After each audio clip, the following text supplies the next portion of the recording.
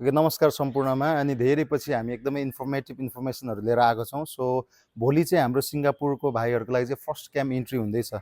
So त्यसको लागि हामीले गर्नुपर्ने कुराहरू र नगर्नुपर्ने कुराहरू चाहिँ मैले केही भन्ने जाँदैछु, त्यसले गर्दा ध्यान दिएर सुनिदिनु होला है त। ल ओके, भोलि भनेको हाम्रो यत्रो वर्षको होइन मेहनत, यत्रो वर्षको तपस्या, अनि त्यो चिज चाहिँ देखाउँदैछौँ। त्यसले गर्दाखेरि हामीहरू पहिलो कुरो त तयारी मस्ट इम्पोर्टेन्ट हो।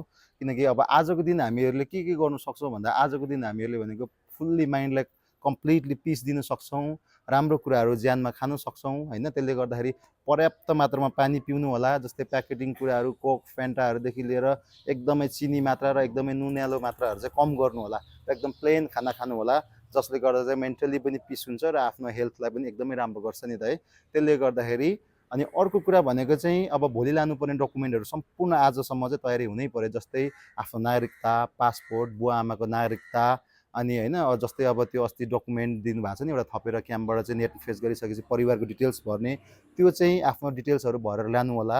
र त्यो साथसाथै यसपालि थप डकुमेन्ट मस्ट इम्पोर्टेन्ट वान चाहिँ तपाईँको नाता प्रमाणित जुन छ नि वाडाबाट बनाएर आएको अस्ति मैले भनेको थिएँ नि, त्यो डकुमेन्ट चाहिँ फोटोकपी पनि गर्नु होला। र त्यो सँगसँगै चाहिँ अर्को डकुमेन्ट भनेको चाहिँ +2को जति पढ्नु भएको छ भने +2को डकुमेन्टहरू, मार्कसिट, क्यारेक्टर सर्टिफिकेट, प्रोभिजनल सर्टिफिकेटहरू चाहिँ A4 साइजमा चाहिँ फोटोकपी गर्नु होला। सानो साइजले गरेर हुँदैन। So must compulsory and must एकदमै चाहिएको इन्फर्मेसन भनेको चाहिँ फोटोकपी लानु नबिर्सिने होला त्यो सबै कुराको है। अदरवाइज पछि लानु भएन भने हामीहरू गेटबाट नै फर्किनु पर्ने हुन्छ। अनि मेन कुरा भनेको आज भनेको टाइममै सुत्नु पऱ्यो, टाइममै पानी पिउनु पऱ्यो। किनकि राम्रो सुत्यो भने भोलिको दिन ढुक्कले आफूले हरेक एनर्जीको साथ दिनु सकिन्छ। अनि भोलि हामी कति बजे क्याम्पमा जानु पऱ्यो भने भोलि चाहिँ हामी 6 बजेबाट 6:30को बिचमा चाहिँ क्याम्प खुल्ला हुन्छ। त्योभन्दा पछाडि जानुभयो भने चाहिँ स्याडली यत्रो वर्षको मेहनत चाहिँ त्यहीँ गएर अन्त्य हुन्छ। किनकि 1 सेकेन्ड पनि ढिलो भयो भने गेट क्लोज हुन्छ। किनकि आर्मी पुलिस फिल्ड भनेको त्यही माथि पनि सार्प अन टाइम चाहिँ हुनैपर्छ है। त्यसले गर्दाखेरि चाहिँ भोलि बरु अरू यो किन कस्तो छ भने विगतको घटनाहरूमा चाहिँ 5-6 जना भाइहरू चाहिँ 1 मिनट ढिलो भएर पनि क्याम्प इन्ट्री हुनु पाएको छैन।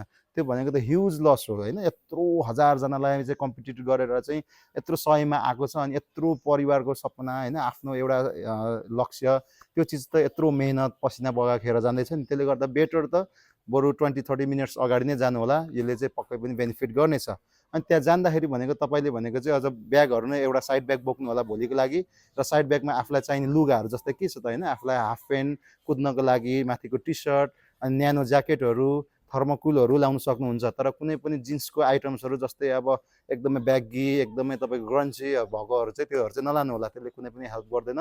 किनकि तपाईँलाई कम्फोर्टेबल पनि चाहिन्छ है। अनि त्यसको लागि भोलिको लागि भनेको चाहिँ तपाईँले चाहिँ स्पेसल्ली त्यो एकदमै दबाईहरू छ भने कुनै त्यस्तो हात हतियार त्यो सानसानो नङ काट्नेहरू समेत पनि तपाईँहरूले घडीहरू समेत बोक्नु पाउनुहुन्न है।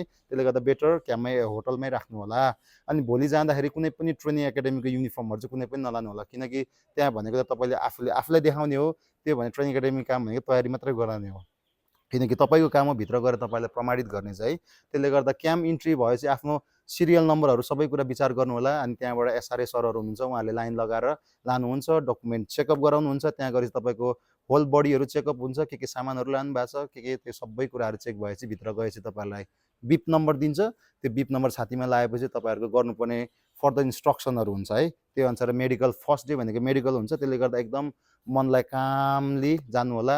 पिसाबहरू चेक हुन्छ। बिहान उठेर पनि एकदमै पानी पिउनु होला होटलबाट जाने बेलामा।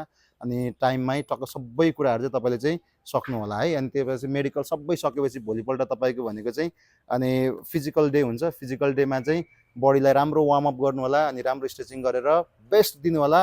मेक स्योर इन्जोर्ड चाहिँ नहुनु होला है। किनकि यत्रो दिनको मेहनत हाम्रो खेर जाँदैछ। त्यसले गर्दा अब तेस्रो दिनमा पनि डोकोहरू हुनसक्छ।